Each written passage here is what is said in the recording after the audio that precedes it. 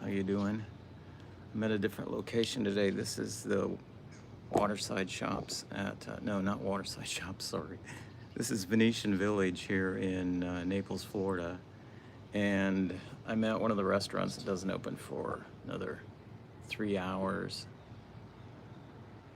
Even though this is a 4th of July weekend, I am here. I thought I'd do this from a different location because just to maybe let you see a little. Let me see if I get the tripod up a little higher. A little different area of Naples, and yeah, to give you a little different visual, right? I am, for all you Apple fans out there, I'm doing this on an iPhone 12 mini, which I love except for a few things. I am still having issues, and I took the case off. I don't know if you guys know, in some of my prior broadcasts done down at the beach, that when I get going, the unit heats up, and as it heats up, the screen goes darker and darker until the point where it's not using much energy to power the screen, I guess. I don't know what it's doing. It's like it's shutting down because it's getting too hot. So today I took the case off, right? And I'm sitting here in the sun, which I love. Nice vitamin D, right? And for some odd reason, the screen is getting dark again, So I use this thing as a tool. You guys know I film all my stuff on this. And it's critical for me to have like a really good working unit. And this isn't it.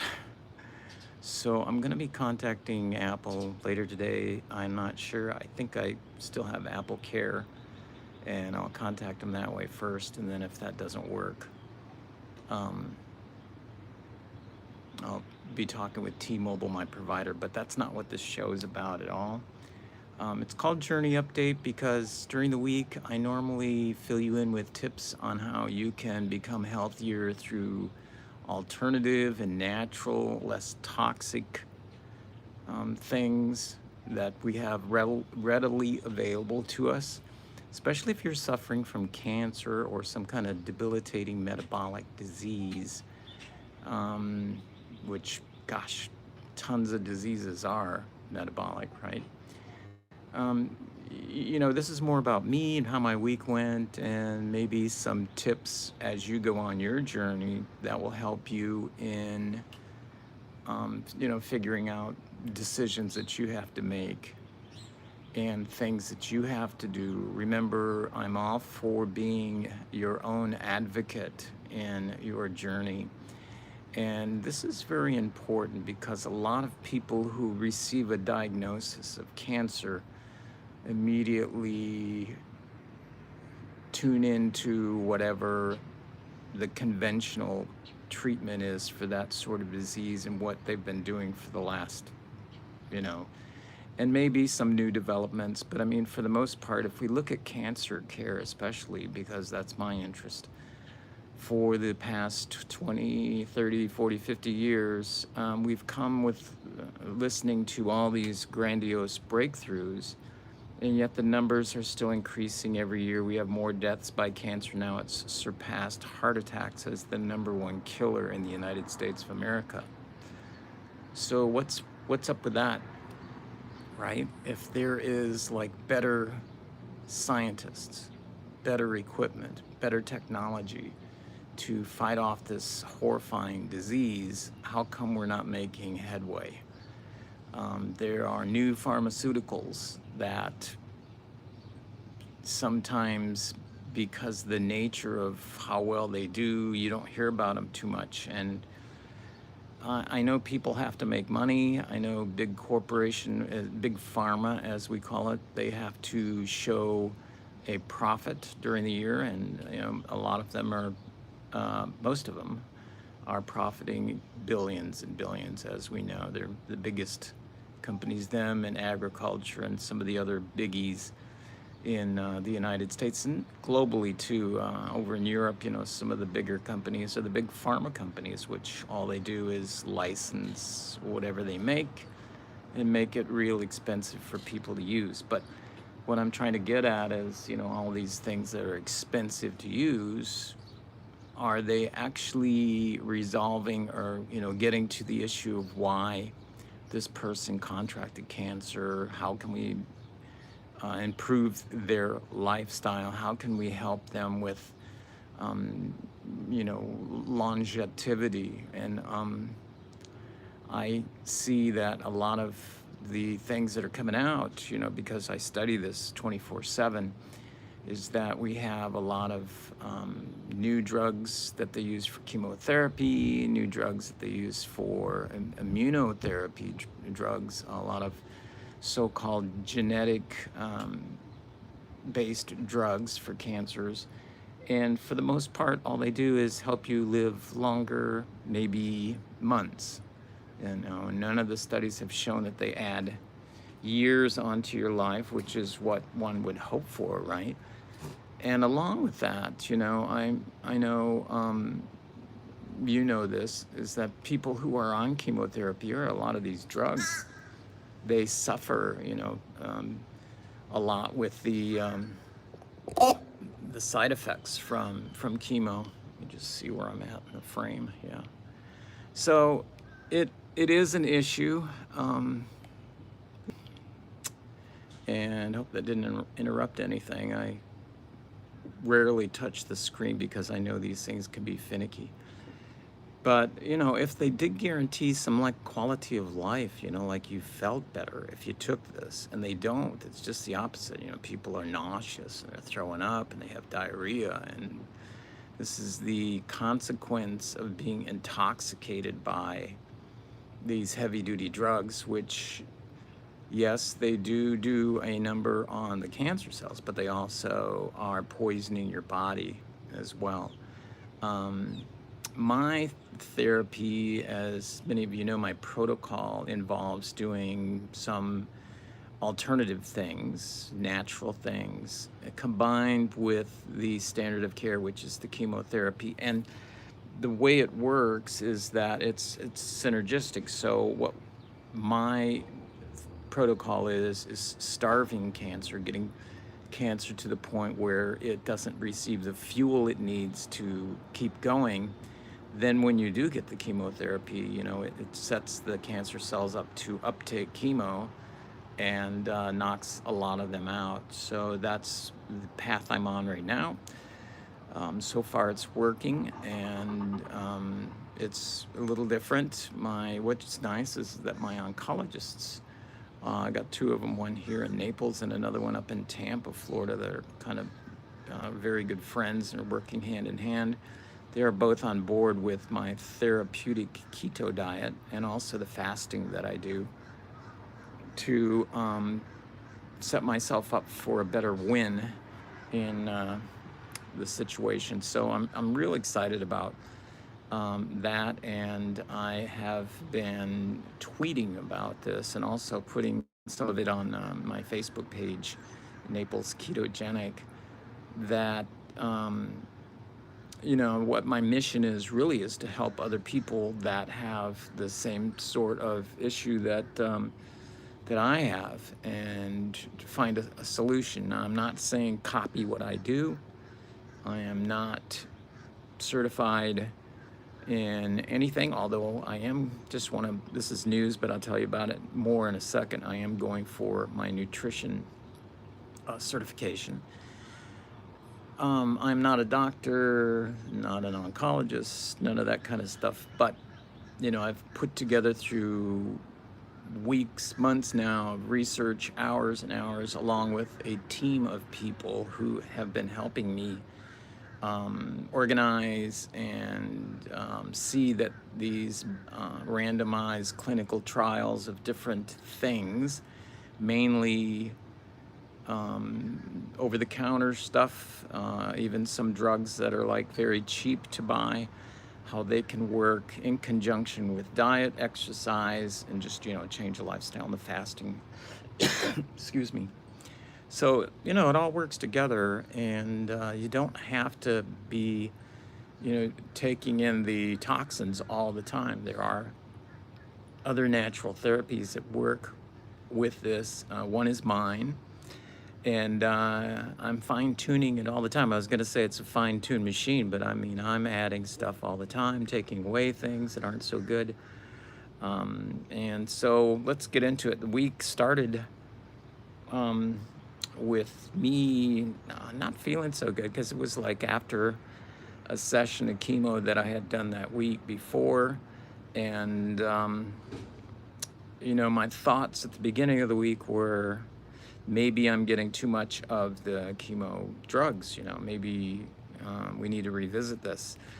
I had just gotten an MRI done the week before, and also had a PET scan done for the very first time, so we could kind of get like images of what's going on inside my body. Now, neither one of those, when I visited with my oncologist here in Naples, drew any kind of gasps or, hey, we really need to tackle this. We need to sit down and map out a whatever. It was more, interestingly enough, it was more of, what happened to certain things. And let me explain that. When I did a CT, or what they call a CAT scan, up in Tampa at Moffitt Cancer Center back in April, they had found, this is the first like really cancer scan, even though I'd done an MRI before and also a ultrasound, which showed, there's something going on around the liver and the gallbladder area. This was the first one where I had like contrast put in me, and they could actually see, something. Now, that is the only scan that I've ever seen the actual pictures from. So, and I'm telling you, it was not something as an untrained person could actually tell if it was anything. To me, it looked like an eraser mark on my body, just a little fuzz thing. But from that, they gathered how big the thing is. They said it's more or less 6 centimeters, and here's where it's at. And this is what we have to deal with. Now, since then, that's April, right? April, May, June, we're in July already. We had the PET scan and the recent MRI, and there is like no update from my doctors as to, if this thing's grown, if it's not, and me with a bunch of questions and no pictures from the PET scan because the word was doesn't have the equipment to look at those kind of things in the office. So what they do in this case is they rely on the commentary by the technicians, well, not technicians actually, the technicians are the people that run the machines, but then there's somebody that goes over, this is another doctor, that goes over the results from a PET scan and tells you what he sees. It's like unbiased, doesn't know about your case, and just goes through and says, oh, here's what I see in this PET scan, and just saw the same thing. I have the results of that PET scan. I think I do. I know I have the results from the MRI, which, just said the same thing. There's a tumor here. Doesn't say the size. So my concern is, is this thing growing? What are we going to do? Are we using too much chemo? Do we have to use that much? If the tumor is actually shrinking, what's up? And my oncologist here in Naples was more confounded because the CAT scan in Tampa showed some little shadows around in my abdomen area. And if you recall, I did make a separate video on YouTube about that, and they call them suspicious, which means they're not sure, what's going on there, if it's even a cancer or if the machine somehow, sent off these, maybe, my fat down there is whatever, or if the contrast that went down in that part of the body was more pronounced. Not sure, right? When I went to go get my biopsy done in Tampa, which was kind of scary because that's where they stick this needle that's like, huge into your side.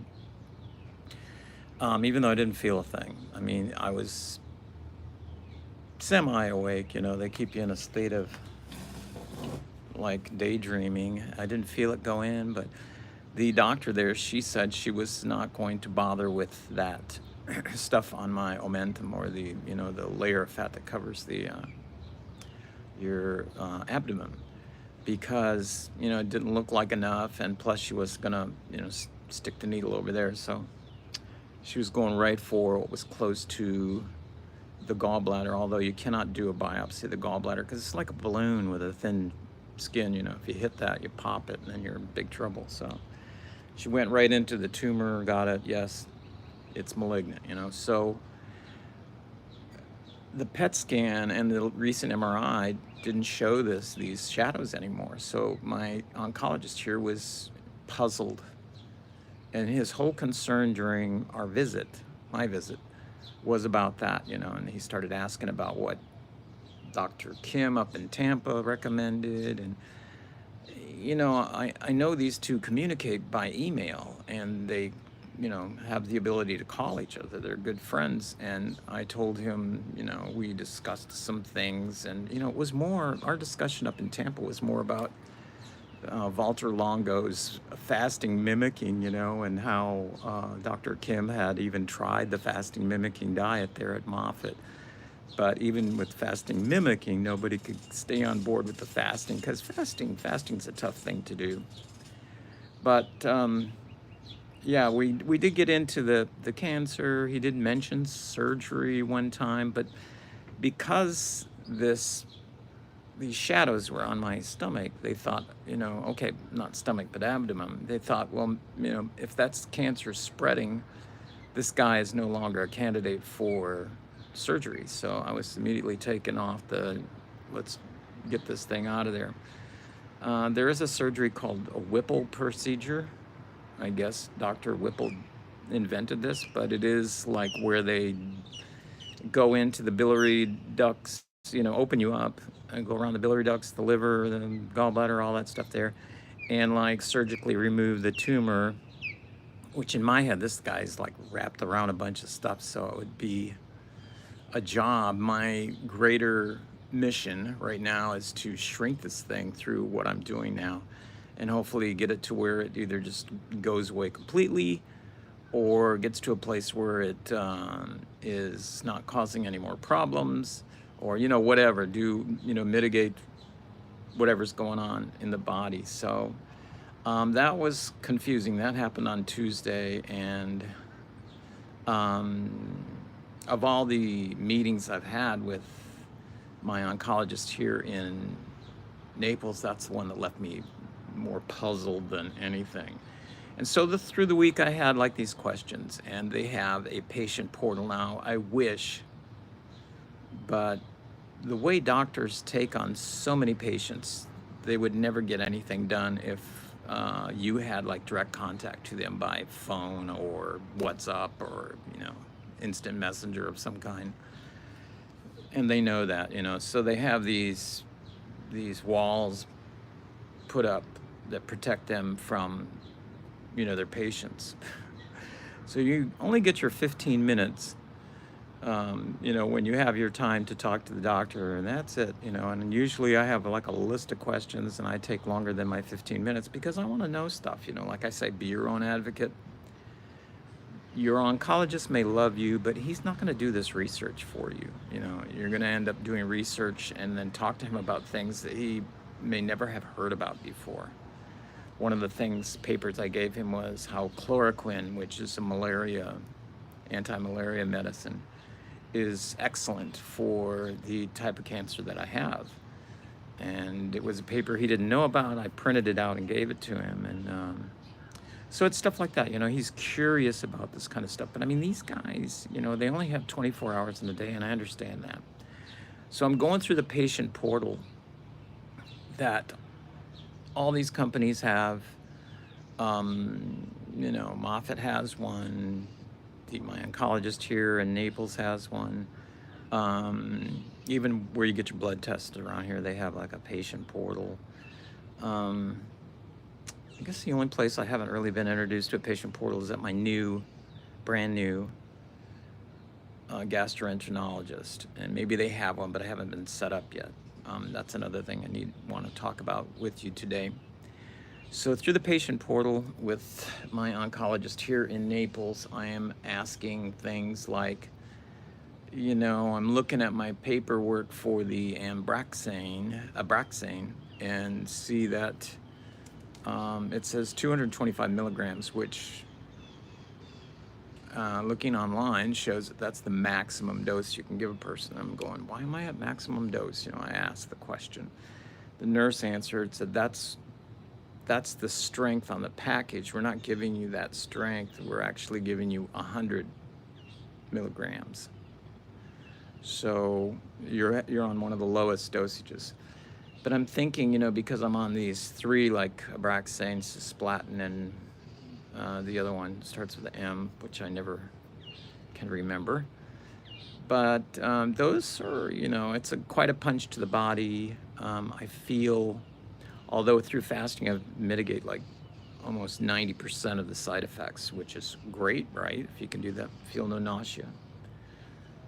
I don't throw up, don't have the diarrhea thing going on. I do have like these weird things happening in my intestines, and I know it's because therapy actually, just strips out all your probiotics that are going on down there. So I started eating fermented foods. I'm trying to work this gut biome back up to where it's supposed to be, and I also take prebiotics, so we're refeeding this thing. I want to get it healthy again, because that is like your number one immune system for stuff, right? Your gut. So that was the answer to that. The other thing is my employer, since I was recalled, was put on a leave due to COVID. Now I'm recalled because, as you can see here in South Florida anyway, COVID's kind of over.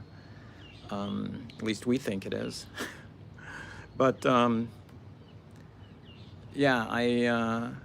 was recalled, and I had to get with my employer and say, well, yeah, but during my leave I contracted cancer, so I'm working on what's called a family medical leave and leave of absence, and that paperwork has to be signed off by the oncologist. So it was me back and forth with one of the nurses there and say, how can I get this paperwork signed? Can I just bring it over when he's there? And for some reason, through the at least 3 or 4 emails that we sent back and forth, she never told me that, because of the 4th of July weekend, the guy's not going to be back until Tuesday, the 6th of July. So finally, she did call and communicated that, and I said, okay, that's great.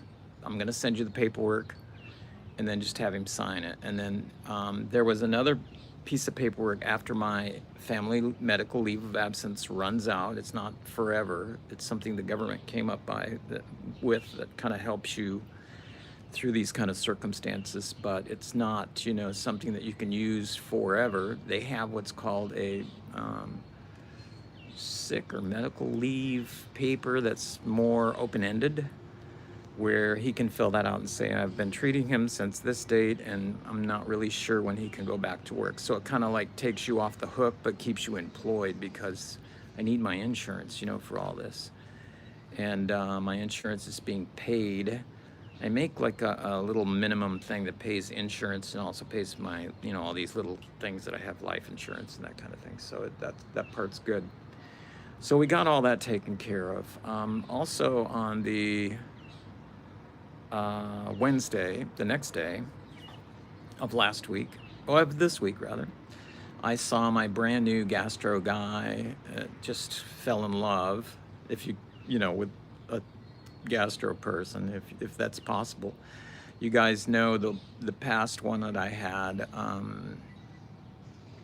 as the people at Florida Cancer Specialists called him, oh yeah, he's a Debbie Downer. And I guess, when I mentioned him to my new gastro guy, because he was curious, who is it? Because these guys all know each other in the city here, And I told him, he goes, oh yeah, he's kind of he just does what he has to, and then that's it. And, you know, just really bad bedside manners, I guess you would say. So I was so happy with this new doctor. His name's Dr. Bakr. It's B-A-K-R. He's from Egypt and studied over in some of the schools over in Egypt, and also over here. He's a younger guy, and he is a specialist in all sorts of procedures. Not all sorts, maybe like 4 or 5 different disciplines that have to do with um, your gastro system, you know, gastrointestinal system. So what was really interesting to me is that we talked, he knew my timeline verbatim without having to read notes. Maybe he read it just before he came in the office. Could be, doesn't matter to me. But he said, here's what happened to you, right? And they went through everything. I said, man, that's exactly where I'm at. And right now I am on stent number 2. They've put a plastic stent in my bile duct because the tumor, this is how everything happened, you know, the tumor is growing around my bile ducts. You need your bile ducts. I mean, if you eat anything that has fat in it, bile goes into the bloodstream, helps into the intestine, helps break down the fats, you know, so you can, and then they turn into like energy for your body, right? I mean, that's how the body works, biology, right? So this wasn't happening. I wasn't getting any bile. The bile was like backed up and flowing into my bloodstream. So it was making me jaundice, making me itch. I mean, I've never itched so bad. It's itching like a plague because you itch so bad, and you don't think you'd ever get this way, but you itch so bad that you start causing sores on your body. I mean, just think of that. And I have one of those Japanese or Chinese, I think it's Japanese, you know, bamboo things to itch with. Oh man, I was using that day and night, and nothing. And I bought all kinds of stuff before I had the stent put in, which alleviated everything. I tried hydrocortisone cream. I tried everything everybody suggested, you know, to get the itching to go away. Nothing helped. Nothing helped, except for the stent. When the stent was put in, bile started flowing again into the places that it should, and there was immediate relief. You know, so I went up to on one of my normal meetings up in Tampa with Moffitt Cancer Center and my care team up there, and they were going through my paperwork, and they said, man, you've had that stent in a long time. And at that time, I think I had it in maybe 6 weeks. No, 7 weeks. And she goes, you know, this is the nurse up there, she goes, you know, you have to have that thing changed out every once in a while because those things like clog up. And with me, you can tell your taste and your smell start changing at first, because I think because bile's going back into your blood, your urine changes, it turns darker because the bile, I think, is going out that way instead of going where it should, right? Your stool, which is TMI, I know, starts turning chalkier because no bile is going into the intestine. You know, it's just food, chalky. Yeah, it's like sucking everything out, but the fats, you know, it's just not working right. So your body's not functioning correctly at all. You start feeling a little tingling under the skin, like an itch coming up, and that's not good either. So when I had to get back with the gastro guy and said, you know, hey, Moffitt said this thing should be changed, and they, like, it was a wake-up call to them. Oh yeah, that's right, you know, you should have that thing changed, you know. So it's like not on the ball at all. You know, it was one thing after another, and I just one time went to my oncologist here in Naples and asked the nurse there, I said, you know, would it be radical if I changed gastroenterologist in midstream? And she said, no, not at all, you know. So I said, I really don't like this guy. Can you recommend something? They recommended Dr. Bakr, and I'm just so happy. So he knew everything what was going on with me, and then the next thing is he started mapping out a plan, which to me was just like so good, you know. It's like, oh, finally here's somebody that says, here's what we're gonna do. And so on the 13th of this month, I'm going to have another procedure done that is going to put in a permanent stent. I had no idea they had permanent ones. So this one's permanent. I don't know what the difference is if the other ones can get clogged up. I'll have to ask the doctor about that. But I'm not scheduled to see him until the procedure, so I want to get that cleared up maybe before I arrive at the hospital at 6 in the morning on the 13th. That's when it's scheduled. It's not a Friday the 13th. But this should alleviate things from there on out. And what he said he's going to do also is do this with, it's actually called the EUS, where they go in, he goes in with a machine that can do like high frequency ultrasound at the same time and in real time without cameras, because cameras only work if you can see something, right? And if you're going down my throat and you have to get over to the gallbladder and the liver area, you're gonna have to puncture and go through that. Okay, don't know if you guys are that was quite an issue. Sorry about that. What happened is I got the temperature warning on the screen. So, and the phone was in the sun. But I just think this thing, you know, has an issue with the screen, heats up too much, the screen dims too fast. And you know, I need a better tool, I guess you could say that. So where were we? We were getting my EUS put in, my new permanent stent. So my concern about all that, about my new gastro guy, Dr. Bakker, doing these multiple samples for possible, you know, biopsies, is that you get to the point where you are touching cancer with something. I mean, if the thing is malignant, we're assuming the cell is malignant, right? And then you're pulling that thing through normal tissue. So in my head, we're like doing our own like spreading of the cancer through the body. So I don't know. I know Dr. Seyfried, who is somebody that I, you know, his protocol, his therapy, the press pulse therapy, is the one that I follow closely. It closely is aligned with what I'm doing. He says he doesn't like biopsies, needle biopsies. I mean, you either have the cancer or you don't. You can tell by cancer tumor markers or whatever, by doing blood tests, but we don't need to be poking around bees' nests, right? So, you know, later this became a concern of mine. I want to know if that's a concern or not. So, yeah, issues. All right, let me check and see what time it is. Down in the garage here.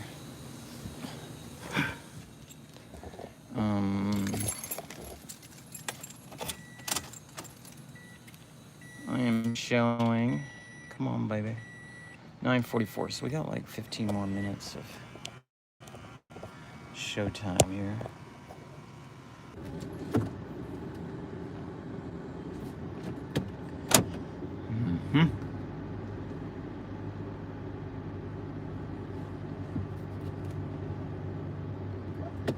My phone is trying to reconnect. Where I'm going, I don't know about you guys, but I love the Moleskine products, and I am out of my Moleskines are all in storage, so I'm going to splurge, kind of reward myself with I mean, if they have them. If they don't, I'll even drive to Fort Myers to see if they have them in the Costco up there. But I'm going to Costco. They have, this is incredible, a bundle of Moleskine journals for $26. And if you've priced Moleskines, they're like super expensive because they're well put together. Paper lasts a lifetime. It's the kind of museum type paper that doesn't do whatever. Getting that same bounciness, you know. I think what I'm gonna do with this thing is do like put an S in the neck of this mount.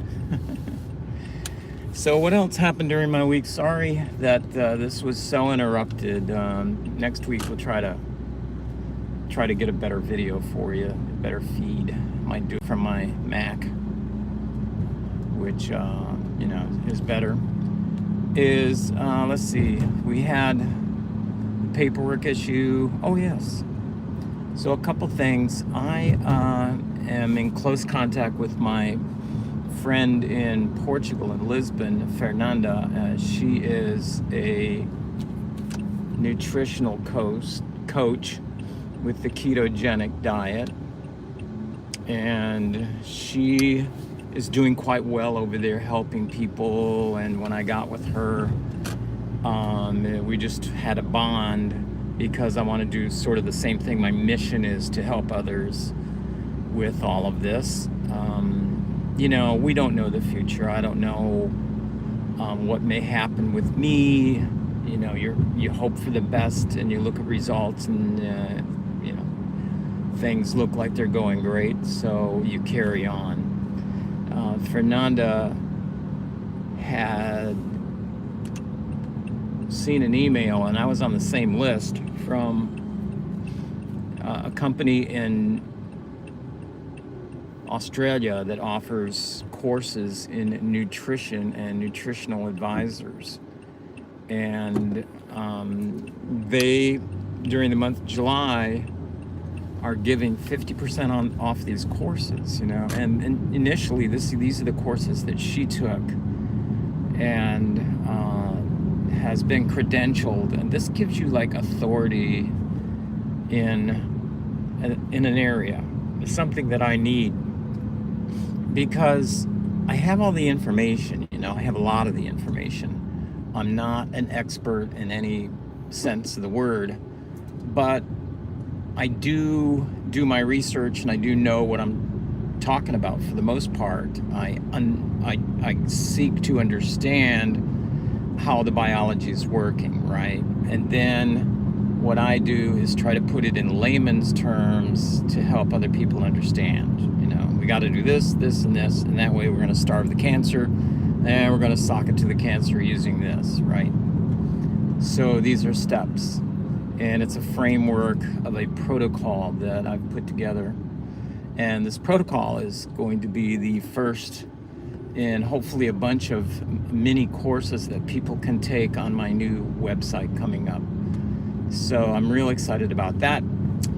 First of all, I have to get the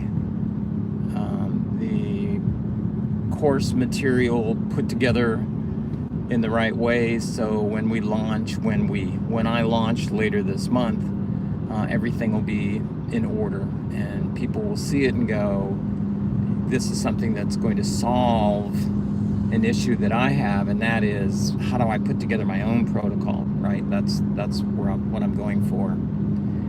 And it was a big issue for me. I mean, I was like, you know, Google can be a fire hose, literally. If you seek information, you get like, you know, 20 pages of results on one topic and where to start, right? So that's why immediately I put together a team of people that I trusted and who were knowledgeable about using search engines, and also a couple of them have been in this low carb and therapeutic ketosis community for a while. So, you know, benefits all over the place. So that was a good thing. It helped me.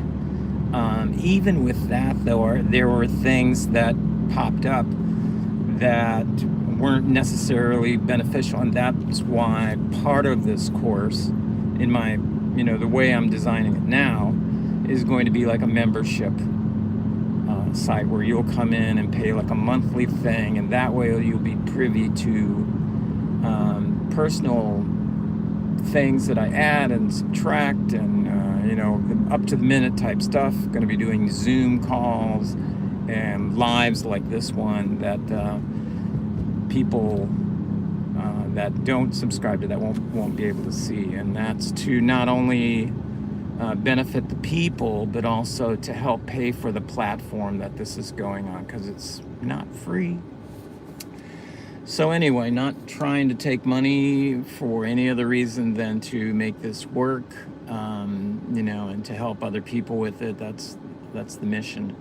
I know primarily I got to take care of me first, and then like we do in aviation, you put your mask on first and then help others. So that's the mission right there. So those two things are like which finished out my week is getting together. I did this yesterday, like a mastermind of the team, and do like a mind dump, like we just put stuff out on the table and go, what about this? What about this? What about this? And although my nutrition certificate, they only give you 90 days to complete that thing. It's like, are you serious or not? Yeah, we know you paid for it, but are you going to do it? So, but first and foremost is getting the mini course done, because I do want to launch that this month sometime. Next week, starting tomorrow. There was a hint of an announcement at where we're putting all this data on this specialized platform. It's called Kajabi, if you want to look it up. It's like a teachable platform, like master class. You go and you go through the different classes, different classes for a subject, right? For a course. You want a course on cooking, then you have like step 1, the introduction, and it's going to be like that. So anyway, there's a hint that they're going to be doing like a big discount or like a huge trial period coming up this next week. So I'm waiting for that announcement to be made before investing in that. But there is a company that was generous enough, and this actually brought tears to my eyes when I explained my situation, and after purchasing some of the initial courses that this company had on putting the course together in the correct way. And this is all technical stuff, but amazingly, the company has blessed me with an upgraded course, one of their better courses for free, which normally retails for $400. And I'm in that, studying that. And although I've done this stuff before, I've done online courses before. Back in the mid-2000s, I did a lot of marketing courses and sold courses on Google AdSense arbitrage. You can look that one up. And did quite well. But things have changed since the mid-2000s as far as the way courses are built, the software, what motivates people now. Everybody has a cell phone, and how we operate on them, and what people are looking at, and what's working, what's not. That's the kind of stuff that this new course is giving me. So it was such a blessing, and I'm going through that. And in the evenings now, I'm going to be doing like a night school with my nutritional certification, so that should be interesting. So we'll get everything done and put everything together and benefit a lot of people. And that's the mission right now. That's what's in my heart. So almost at Costco, I'm going to shut this guy off and wish you a blessed 4th of July weekend. I apologize for the crazy interruption, right? But hopefully you'll join me next week. I have videos dropping almost daily. I miss a couple days when the chemo's got the best of me. But for the most part, I put out videos that are more geared toward you if you're, going through this same journey that I am, and then what I did or things that I can recommend, right? And then areas that I can't really recommend, but I'll show you what I'm doing. I can say it that way, right? Because there's certain things you need to check with your oncologist like I did. You need to check with your nutritionist like I did. I've got a guy down in Brazil that's like, knows me inside and out now and just, says, no, you don't need to be taking that. Or, you need to take much more omega-3, or, stuff like that. So he's always watching the details. It's great. Have a blessed one. Thank you so much. Subscribe if you can, and we're going to catch you